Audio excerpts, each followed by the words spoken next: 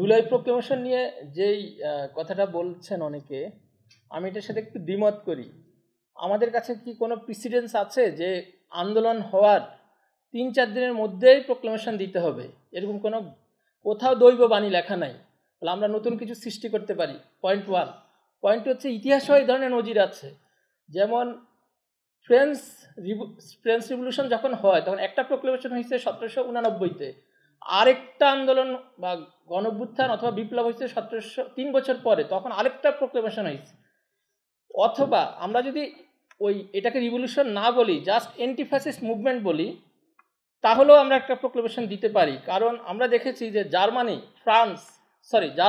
Spain এবং Italy, তিনটাতে anti-fascist যে movement সেটা এভাবে হয় নাই। এটা একটা ইউনিক ঘটনা দুনিয়া জুড়ে। এখানে অনেকে জুলাই শহীদ হয়েছে বা জুলাই আন্দোলনে ছিল, কিন্তু তারা এটাকে ক্যারেক্টারাইজ করতে ব্যর্থ হচ্ছে। I am sorry to say this. কারণ হচ্ছে জার্মানি এবং ইতালিতে ফ্যাসিজমের পতন হয়েছে ওয়ার্ল্ড ওয়ারের মাধ্যমে, ফলে ওটার পতনের পরে একটা নতুন রাষ্ট্র হয়েছে। কিন্তু বাংলাদেশে আমরা অ্যান্টিফ্যাসিস্ট মুভমেন্ট করেছি একটা গণতান্ত্রিক রিভলিউশনের মাধ্যমে। এটা হচ্ছে 1 নম্বর কথা। এখন ফ্যাসিজমটা কি অ্যাকচুয়ালি বাংলাদেশে ছিল কি না, এটা নিয়েও আমরা যদি থিওরাইজ না করি, বাংলাদেশের কি ছিল, হাসিনা কেন এত ফ্যাসিস্ট হইল, ওখানে প্রথমত আমরা 47-এর অ্যান্টি কলোনিয়াল মুভমেন্টের পরে আমরা কি উপনিবেশিক কাঠামো চেঞ্জ করতে পারি নাই। শুধুমাত্র চিরস্থায়ী বন্দোবস্ত আইনটা রদ করে 1951 সালে জমির বন্দোবস্ত করা হয়েছে এবং কৃষক শ্রমিক এরা জমি পাইছে, ফলে একটা মধ্যবিত্ত দাঁড়াইছে। এই মধ্যবিত্ত দাঁড়ানোটা ছিল একমাত্র অর্জন। কিন্তু আমাদের যে কলোনিয়াল যে আইন সবগুলো রয়ে গেছে। 1861 সালের পেনাল কোড, এটা কখন হয়েছে? 1857 সালে সিপাহী বিদ্রোহ পুরো ভারতবর্ষের মানুষকে নিয়ন্ত্রণের জন্য যে পুলিশ আইন চালু করেছে 1861 সালের পেনাল কোড, এবং 1889 সালের যে ফৌজদারি কার্যবিধি, এই দুইটা বজায় রেখে কি আমরা পুলিশ কাঠামো সংস্কার করতে পারবো কি না? পুলিশের রিসেন্টলি একটা ভাইরাল হয়েছে, পুলিশের একজন সিনিয়র কর্মকর্তা বলেছেন যে 1861 সালের পেনাল কোড বজায় রেখে আমরা পুলিশকে যদি লাঠিয়াল বাহিনী হিসেবে আমরা রাখতে বাধ্য। ফলে এটা চেঞ্জ করাটাকে আমার একদম মিনিমাম, ধরেন 5ই আগস্ট ঘটে নাই, কিন্তু এটা তো 1947 সালে এটা বাদ দেওয়ার কথা ছিল। নেহেরু কংগ্রেসের ইন্টারনাল আলাপে বলেছেন যে আমরা কলোনিয়াল যে ব্যুরোক্রেসি এবং কলোনিয়াল যে কাঠামো এটা চেঞ্জ করব। পরবর্তীতে যখন কংগ্রেস ক্ষমতা আসে, তারা ক্ষমতার মজা পেয়ে গেছে এবং তখন এই কাঠামোটা আর চেঞ্জ করে নাই। একই ঘটনা বাংলাদেশে হয়েছে, মানে পূর্ব পাকিস্তানে হয়েছে। একই ঘটনা 1971 পরেও এটা অক্ষত রয়ে গেছে। তাহলে কলোনিয়াল যে কাঠামো সেটা কিন্তু আইনি কাঠামোতে আছে, এই কাঠামোটা রয়ে গেছে। এই যে আমরা ব্যুরোক্রেসি দেখি, এই যে ডিসি সিস্টেম, এটা আপনার কেন এখন চেঞ্জ করার দাবি আমি কেন জানাতে পারবো না? যদি আপনারা বলেন যে আমরা জুলাই এটা নিয়ে ঐক্যমত হই নাই, কিন্তু আমরা তো 1947 সালে একটা আন্দোলন করছি, তাহলে এটাতে এতদিন রাখার কথা না। 71-এর পরে এটা চেঞ্জ করা হয় নাই, কেন হয় নাই? তাহলে 72-এর সংবিধানে এগুলা রাখা হয়েছে। তাহলে এই যে অথবা 1974 সালের যে বিশেষ ক্ষমতা আইন, সেটাও কেন এখনো পর্যন্ত রয়ে গেছে?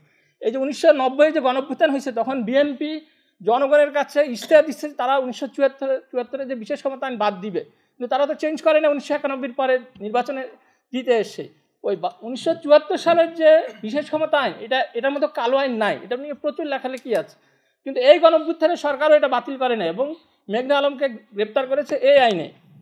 এখন আওয়ামী লীগকে যে কার্যক্রম নিষিদ্ধ করা হলো, যে সন্ত্রাসবিরোধী আইন, এই আইনটাও তো বাতিল করার কথা ছিল।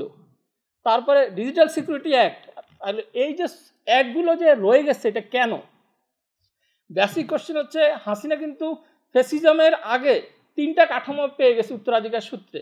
একটা হচ্ছে কলোনিয়াল সিস্টেম, সেকেন্ড হচ্ছে বাকশালী আইন, এবং সেটার একটা রূপ 90-এর গণঅভ্যুত্থানে কিন্তু এগুলো প্রিজার্ভ, এগুলো 72-এর সংবিধানের কোনো কাঠামো চেঞ্জ হয় নাই। কোথায় কোথায় সমস্যা, যেটা আলী রিয়াজ কাজ করতেছেন শুধুমাত্র নির্বাচিত স্বৈরতান্ত্রিক রাজনৈতিক কাঠামো চেঞ্জ করার জন্য। বাট ওই কাঠামো যদি আমরা একমত হই এটা চেঞ্জ হবে, কিন্তু তারপরে কিন্তু সমাধান হবে না, কারণ পার্লামেন্টারি ক্লেপ্টোক্রেসি রয়ে গেছে। আপনি নির্বাচনী কাঠামো যদি চেঞ্জ না করেন, আইন যদি চেঞ্জ না করেন, তাহলে যারা মাফিয়ারা যখন এমপি হয়ে যাবে, এবং এমপিদের যে অ্যাবসলিউট পাওয়ার দেওয়া আছে, এটা টোটালি কলোনিয়াল সিস্টেম। এবং এই কলোনিয়াল সিস্টেম বজায় রেখে আপনি বাংলাদেশের জনশাসন বা ডেমোক্রেসির কথা আনতে পারবেন না। তাহলে আমার এই মাফিয়ারা যাতে ক্ষমতা আসতে না পারে, আপনি যেটা রোমেল ভাই যেটা বলছেন, এটার জন্য ল করতে হবে যে তারা যাতে মাফিয়ারা ক্ষমতা আসতে না পারে। আর যদি ক্ষমতা এসেও যায়, এমপিদের পাওয়ার কমাই দিতে হবে। কীভাবে কমাই দিবেন? এমপিরা যে উন্নয়নমূলক কাজ করে, এটা স্থানীয় প্রশাসনের কাছে দিতে হবে। কারণ এটা ইউকেতে আছে। আপনি প্রতিনিধিত্বশীল ওই যে ডেমোক্রেসির কথা বলেন, সেখানে নিচতলা থেকে জনগণ ডেমোক্রেটিক চর্চা করে করে উপরে আসবে, যেটা আমরা ইউকেতে দেখি। কিন্তু আমরা এখানে গার্ডিয়ান সুলভ যে আচরণটা করি, যে উপর থেকে একটা ব্যুরোক্রেটিক কাঠামো, প্রথমে এমপি, এর ব্যুরোক্রেটিক সিভিল মিলিটারি ব্যুরোক্রেসি, এরপরে নিচে যায় ভাগটা পড়ে। তো এটা না করে আমরা যদি পার্টিসিপেটরি ডেমোক্রেসির কথা বলি, যেটাকে আমরা বলি রেডিক্যাল ডেমোক্রেসি, সেটা নিচ থেকে উপরে আসবে। তাহলে এই যে তিনটা কাঠামো আমরা চেঞ্জ করতে, চারটা কাঠামো চেঞ্জ করতে হবে। একটা হচ্ছে কলোনিয়াল সিস্টেম, আরেকটা হচ্ছে নির্বাচিত স্বৈরতান্ত্রিক কাঠামো, যেটা শুধুমাত্র এই জুলাই সনদ চার্টার নিয়ে আলোচনা হচ্ছে, সেটা মাত্র একটা কাঠামো। আরেকটা কাঠামো হচ্ছে এমপিদের নিয়ন্ত্রণ, যেটাকে আমরা বলি ক্লেপ্টোক্রেসি, দূর করতে হবে। আরেকটা হচ্ছে জনগণের হাতে ক্ষমতাটা দিতে হবে, অর্থাৎ স্থানীয় প্রশাসনকে স্ট্রং করতে হবে।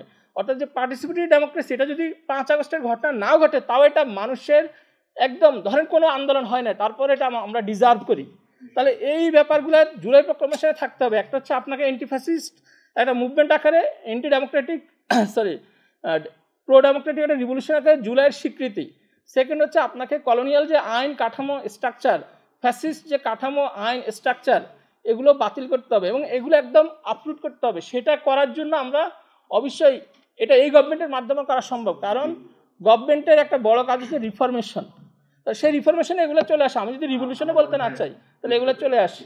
সো আমি মনে করি জুলাই প্রক্লেমেশন এখনও পসিবল। যদি আমরা বলি যে আমরা রিফরমেশনের মাধ্যমে যাব, তাহলে এটা পসিবল। Thank you.